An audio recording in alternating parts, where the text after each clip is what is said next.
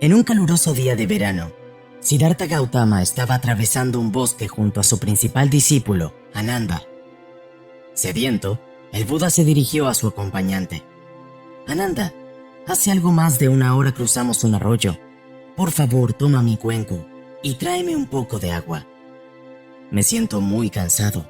El Buda había envejecido. Así lo hizo Ananda. Deshizo sus pasos, pero cuando llegó al arroyo, acababan de cruzarlo unas carretas tiradas por bueyes que habían removido las hojas muertas y el cieno, enturbiando el agua y convirtiéndola en un lodazal. Esta agua ya no se podía beber. Estaba demasiado sucia. Así que Ananda regresó junto a su maestro con el cuenco vacío. «Tendrás que esperar un poco», dijo Ananda. «Iré por delante. He oído que solo a 4 o 5 kilómetros de aquí hay un gran río. Traeré el agua de allí». Pero Buda insistió. «Regresa y tráeme el agua de ese arroyo». Ananda quedó perplejo. No podía entender la insistencia, pero si su maestro lo solicitaba, él como discípulo debía obedecer. Así que volvió a tomar el cuenco en sus manos y se dispuso a iniciar el camino de regreso al arroyo. «Y no regreses sin el agua, sigue estando sucia», dijo Buda. «No hagas nada, no te metas en el arroyo. Simplemente siéntate en la orilla en silencio y observa. Antes o después el agua volverá a aclararse y entonces podrás llenar el cuenco». Molesto, Ananda volvió hasta allí, descubriendo que su maestro tenía razón.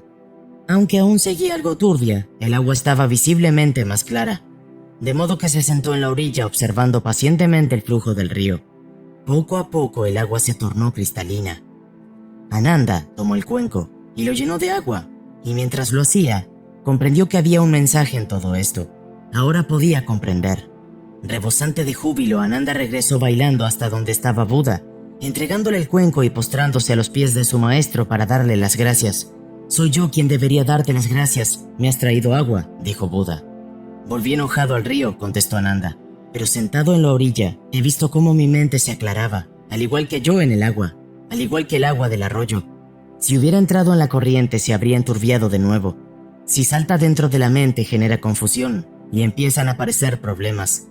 He comprendido que puedo sentarme en la orilla de mi mente, observando todo lo que arrastra, sus hojas muertas, sus dolores, sus heridas, sus deseos. Despreocupado y atento, me sentaré en la orilla y esperaré hasta que se aclare. Por eso, mi maestro, yo te doy las gracias». Hace muchos años, en los tiempos de Buda, vivía una pobre mujer viuda llamada Kisa Gotami, que tenía un hijo al que adoraba. Un día su hijo enfermó y murió, y ella, loca de dolor, se negó a enterrarlo y lo llevaba consigo a todas partes, sin hacer caso de las palabras de consuelo y resignación que la gente le dirigía. Se aferró al cuerpo del bebé y no dejaba que nadie se lo quitara. Sujetándolo con toda su fuerza, recorrió la aldea entera, rogando a la gente que le diera una medicina para curarlo. Algunos se burlaban de ella, mientras que otros se asombraban o se quedaban perplejos. Lo único que quería era una medicina que devolviera la vida a su hijo. Por fin, alguien le sugirió que fuera a ver al Buda, quien tenía la fama de estar dotado de toda clase de poderes. Era considerado un gran santo capaz de hacer los mayores milagros y muy posiblemente él podría ayudarle. Con nuevas esperanzas corrió a buscarlo. La pobre mujer llegó con el cadáver de su hijo ante el maestro y, echándose a sus pies, le rogó entre sollozos que le diera una medicina para su hijo. Buda miró con dulzura a Kisa Gotami y al difunto hijo que traía en sus brazos. «Sí», le dijo, «puedo ayudarte, pero para hacer la medicina necesito que me traigas una semilla de mostaza». Fascinada, Kisa Gotami estaba a punto de correr a buscarla. En cualquier casa de la India había una vasija en la cocina donde se guardaban semillas de mostaza. Pronto tendría la medicina para su hijo. «Solo que hay una condición», siguió diciendo Buda. «La semilla debe venir de un hogar donde nadie haya muerto». Sin pensarlo más, la viuda, llena de esperanzas, partió para la ciudad y empezó su búsqueda. Kisa Gotami anduvo de casa en casa y en todas partes encontró personas que querían ayudarla con la mejor voluntad, pero siempre escuchó la misma historia. Aquí una esposa, allá un marido, un hermano o una hermana, una madre o un padre, un hijo o una hija. No había casa en donde no lamentaran la muerte de algún ser querido. Pocos son los que quedan vivos, muchos son los que se han ido. No reavive nuestros tristes recuerdos. Así le dijeron una y otra vez. Lentamente Kisagotami se fue dando cuenta que a todos los había visitado la muerte y que ella no era la única que lamentaba una pérdida. Calmada y sobria miró a la criatura que traía en los brazos y terminó por aceptar que la vida había abandonado su cuerpo. Llevó a su hijo al cementerio y se despidió de él por última vez, y a continuación regresó a buscar al Buda. Buda le dio la bienvenida y le preguntó si había conseguido la semilla de mostaza. No, respondió ella, pero empiezo a comprender la lección que intentas enseñarme. Mi hijo ya no existe, ha muerto y lo he enterrado junto a su padre. Buda le dijo con gran compasión: creíste que solo tú habías perdido a tu hijo. La ley natural es que todo cambia y nada es permanente entre los seres vivos. Kisagotami le dijo al maestro que quería seguir aprendiendo sobre sus enseñanzas, y desde entonces hasta su muerte fue su discípula. La búsqueda de Kisagotami le enseñó que nadie se libra del sufrimiento y la pérdida. Ella no era una excepción. Esa comprensión no eliminó el sufrimiento inevitable que significa toda pérdida, pero redujo el sufrimiento que deriva de luchar y resistirse a aceptar ese hecho. Un día, el gran maestro le dijo a sus discípulos: atended un momento, quería pediros una cosa. Soy viejo ya, y es vuestro deber ayudarme a sobrevivir de la mejor manera posible. No tengo dinero y lo necesito. Pero maestro, dijo uno de sus discípulos, con lo poco generosos que son aquí, ¿cómo conseguiremos reunir el dinero? Sí, ya sé que la forma más natural de conseguir el dinero es pidiéndolo, pero hay otra forma, cogiéndolo. En realidad, es algo que nos correspondería hacer, ¿no es así? Una especie de paga por nuestros servicios. Lo que pasa es que yo soy mayor y no puedo hacerlo. Pero vosotros sois jóvenes y no os costará tanto. No es muy difícil, solo tenéis que escoger a algún hombre rico y apropiaros de su bolsa en algún lugar en donde nadie os vea. Eso sí, sin hacerle daño. Al principio todos se quedaron un tanto sorprendidos de que su maestro les pidiera robar, pero al cabo de un rato, la mayoría de sus discípulos estaba conforme con la petición. Claro, maestro, por ti haremos todo lo que haga falta, iremos a por el dinero. Todos sus compañeros son muy valientes y han decidido ayudarme con el plan. Pero tú, sin embargo, tú no dices nada. ¿Por qué? Lo siento, maestro. Si no dije nada es porque veo el plan inviable. ¿Inviable?, dijo Buda. Sí, maestro. Tú mismo dijiste que escogiéramos un lugar en donde nadie nos viera robar, pero no existe tal lugar. En cualquier lugar en donde yo esté, yo me veré robar. Preferiría mendigar que permitir que mi yo vea que hago algo con lo que no estoy de acuerdo. El maestro entonces sonrió y dijo muy contento: ¡qué alegría! Me enorgullece comprobar que al menos uno de mis discípulos lo ha entendido todo. Entonces el resto agachó la cabeza al darse cuenta de que su maestro les había puesto una prueba, y se sintieron muy arrepentidos de haber caído en la trampa. Desde entonces, cada vez que escuchaban en su cabeza un pensamiento indigno o sentían tentaciones de obrar mal, recordaban eso que su compañero dijo: mi yo me ve, y lo desterraban de su mente. Nuestra conciencia nos acompaña a todas partes. No existe ningún lugar efectivamente en donde podamos mantenernos invisibles y alejarnos de ella. Este es el mensaje que este fantástico cuento corto nos traslada. Aprende a reconocer las tentaciones. La mayoría de los discípulos del maestro no supieron ver que les estaban poniendo a prueba. La prueba era en realidad una trampa, una tentación.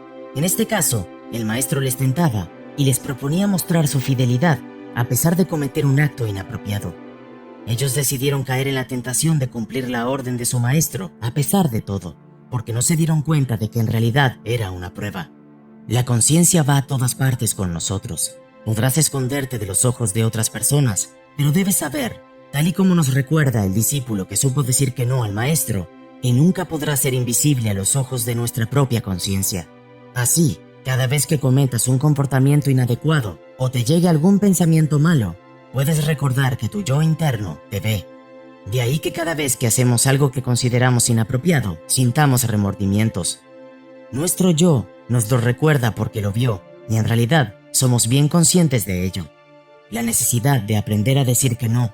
El único que tuvo la valentía de decir no a la propuesta del maestro fue el que el resto en un principio vio como desleal. Sin embargo, la lealtad se manifiesta muchas veces en esa capacidad de mantenernos íntegros y fieles a nuestros valores, y en la fortaleza y convicción de estar haciendo lo adecuado. Debemos tener la fortaleza de decir no cuando nuestro yo interior diga no. Si no, aparecerán los remordimientos. De hecho, no hay nada peor que engañarse a uno mismo. En la época de Buda vivió una anciana mendiga. Esta mujer observaba cómo reyes, príncipes y demás personas hacían ofrendas a Buda y sus discípulos. Y nada le habría gustado más que poder hacer ella lo mismo. Así pues, salió a mendigar y después de un día entero solo había conseguido una pequeña moneda. Fue al vendedor de aceite para comprarle un poco, pero el hombre le dijo que con tan poco dinero no podía comprar nada. Sin embargo, al saber que quería el aceite para ofrecérselo a Buda, se compadeció de ella y le dio lo que quería. La anciana fue con el aceite al monasterio y allí encendió una lamparilla, que depositó delante de Buda mientras le expresaba este deseo. No puedo ofrecerte nada más que esta minúscula lámpara, pero por la gracia de esta ofrenda, en el futuro sea yo bendecida con la lámpara de la sabiduría. Pueda yo liberar a todos los seres de sus tinieblas, pueda purificar toda su oscuridad y conducirlos a la iluminación. A lo largo de la noche se agotó el aceite de todas las demás lamparillas, pero la de la anciana aún seguía ardiendo. Al amanecer, cuando llegó Maudagaliana, discípulo de Buda, para retirarlas, al ver que aquella todavía estaba encendida, llena de aceite y con una mecha nueva, pensó: no hay motivo para que esta lámpara permanezca encendida durante el día, y trató de apagarla con un soplido. Pero la lámpara continuó encendida. Trató de apagarla con los dedos, pero siguió brillando. Trató de extinguirla con su túnica, pero aún así siguió ardiendo. Buda, que había estado contemplando la escena, le dijo: discípulo mío, ¿quieres apagar esta lámpara? No podrás. No podrías ni siquiera moverla, y mucho menos apagarla. Si derramaras toda el agua del océano sobre ella, no se apagaría. Si lo hicieras con toda el agua de los ríos y lagos del mundo, no bastaría para extinguirla. ¿Por qué no?, preguntó el discípulo. Porque esta lámpara fue ofrecida con devoción y con pureza de mente y corazón, y esa motivación la ha hecho enormemente beneficiosa. Cuando Buda terminó de hablar, la mujer se le acercó y le profetizó que en el futuro llegaría a convertirse en un Buda perfecto llamado Luz de la Lámpara. Así pues, es nuestra motivación, ya sea buena o mala, la que determina el fruto de nuestros actos. Santideva dijo: toda la dicha que hay en este mundo, toda proviene de desear que los demás sean felices. Todo el sufrimiento que hay en este mundo, todo previene de desear ser feliz yo. Puesto que la ley del karma es inevitable e infalible, cada vez que perjudicamos a otros, nos perjudicamos directamente a nosotros. Y cada vez que les proporcionamos felicidad, nos proporcionamos a nosotros mismos felicidad futura. Aquí tienes una de las bases de la llamada ley del karma. Todo lo que das te será devuelto. De ahí que aquel busque la felicidad del otro será feliz. Todo lo que proyectes será devuelto como si fuera un boomerang. Según sean tus acciones, así será lo que recibas. Esta fábula nos dice que para lograr la felicidad y paz interior, debemos buscar la felicidad de otros, mientras que si se busca molestar o agraviar a otros, recibiremos lo mismo y nunca podremos ser felices ni encontrar la paz. El sacrificio y devoción de los actos, si te das cuenta, se describe con especial detenimiento la devoción con la que la anciana busca algo que ofrecer a Buda. Los actos en sí no son importantes. Lo que da importancia a nuestros actos es la ilusión y devoción con la que se planean y ejecutan. Por sí solo un regalo no tiene valor. Lo que le da valor es la ilusión con la que se busca. Del deseo al acto, por mucho que desees algo, no se cumplirá si no te pones manos a la obra. Los deseos y las metas deben buscarse mediante actos. No solo por desear algo se cumplirá. Precisa de esfuerzo y sacrificio. Un sabio budista convocó un concurso de pintura al que acudieron muchísimos artistas de todo el mundo. La temática del concurso era la paz perfecta. Los pintores comenzaron a plasmar lo que ellos entendían por paz a través de hermosos paisajes, atardeceres cálidos sobre montañas altísimas o bien rayos de sol acariciando las más bellas flores. Sin embargo, uno de los pintores creó un cuadro muy diferente al resto. Su paisaje mostraba un mar enfurecido, nubes amenazantes y un precipicio sobre el que se alzaba un árbol. El supervisor de las obras pensó que se había equivocado de temática y decidió no presentarlo para su evaluación final. El maestro budista comenzó a mirar los cuadros que se habían presentado al concurso, pero no conseguía encontrar la obra perfecta. ¿No se ha presentado nadie más?, preguntó. Bueno, solo queda un cuadro, pero no tiene nada que ver con la temática que habíamos pedido. dijo el supervisor del concurso. Sea como sea, se ha presentado. Tiene derecho a que su obra esté entre todas estas. Deja que lo vea. Entonces llevaron el cuadro del mar embravecido hasta el maestro, y después de observarlo, este sonrió. Al fin tenemos un ganador. ¿Pero cómo? ¿Es el cuadro que representa la paz perfecta? No puede ser, exclamó el supervisor. Sí lo es. Si te fijas sobre el árbol que se asoma al precipicio y bajo la tormenta, un pequeño pájaro descansa en su nido, ajeno al viento y al oleaje. Este es sin duda el mejor ejemplo de la paz perfecta. La paz no está a nuestro alrededor, sino dentro de nosotros. Por eso la paz perfecta es aquella que se consigue manteniéndose firme a pesar de todo lo que a uno lo rodea. Mantenerse en calma a pesar de la tempestad es el ejemplo del cuadro que ganó el concurso. Es una bella metáfora sobre cómo lograr la paz perfecta. No es aquella que intenta evitar los problemas y aislarse de los peligros, sino la que a pesar de los obstáculos, de las tempestades, de los peligros, se mantiene firme y tranquila. Es aquella que no tiene miedo y cree en sus posibilidades, la que le planta cara a la lluvia, al viento, y a pesar de ellos no se mueve. La paz está dentro de nosotros. Para conseguir esa paz de la que habla el maestro, debemos aprender a dominar las emociones, a encontrar su equilibrio, a aprender a convivir con el miedo sin que nos bloquee, o a no dejarnos invadir por un exceso de tristeza o de alegría.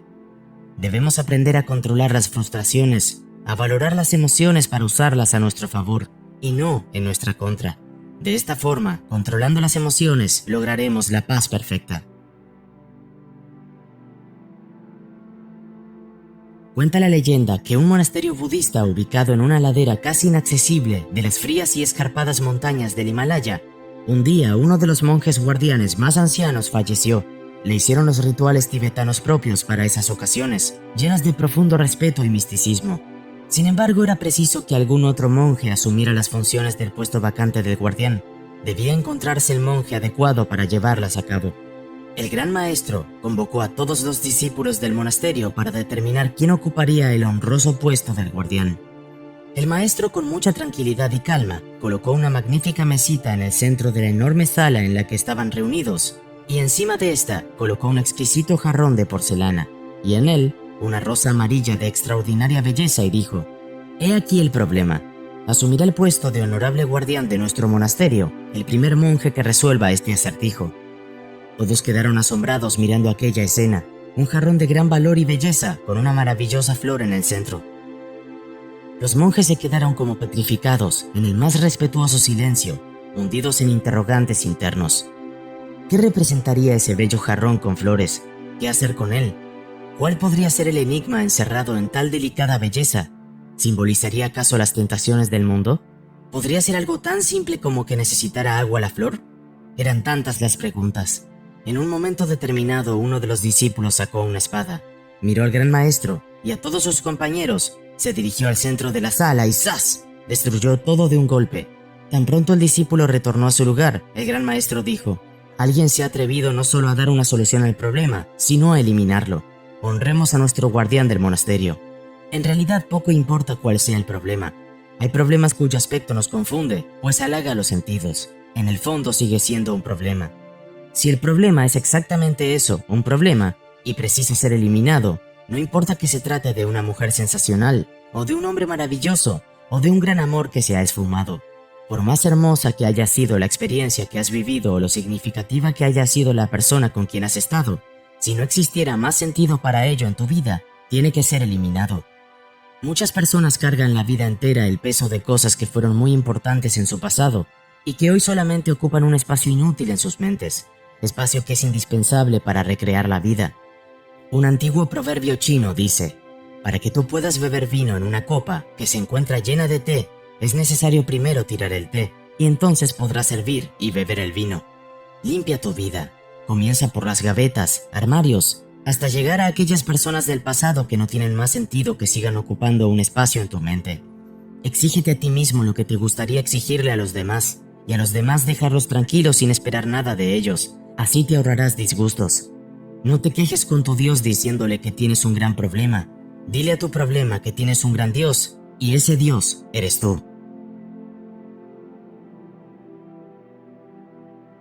Cierto día, Buda, se hallaba predicando su doctrina para la conversión del mundo en las cercanías de Savatthi. Un hombre con grandes riquezas y que sufría de muchas dolencias se le acercó a Buda. El hombre tenía las manos juntas y le dijo: «Oh señor Buda, perdóname por mi falta de respeto y no saludar como debería, pero sufro mucho de obesidad, somnolencia excesiva y otras molestias, por lo que no puedo moverme sin sentir dolor». Y el Tathagata, término como se le conocía a Buda, al ver los lujos de los que estaba rodeado el hombre, le preguntó: «¿Deseas conocer la causa de tus dolencias?». Y cuando este hombre lleno de riquezas expresó su voluntad de aprender, Buda dijo: «Hay 5 cosas que producen la condición de la que te quejas. La primera de ellas son las cenas opulentas. Lo segundo es dormir en exceso. Lo tercero es el anhelo del placer. La cuarta es la irreflexión. Y la quinta y la última es la falta de ocupación. Intenta ejercitar el autocontrol en tus comidas y asume algunos deberes que desarrollarán tus habilidades para ser útil a tus semejantes. Si sigues este consejo, prolongarás tu vida». Este hombre grabó en su mente cada una de las palabras de Buda y después de algún tiempo, y ya habiendo recuperado su movilidad y juventud, él regresó a donde se encontraba Buda, pero esta vez fue sin caballos, sin lujos. Y entonces le dijo: «Maestro, has curado mis dolencias corporales.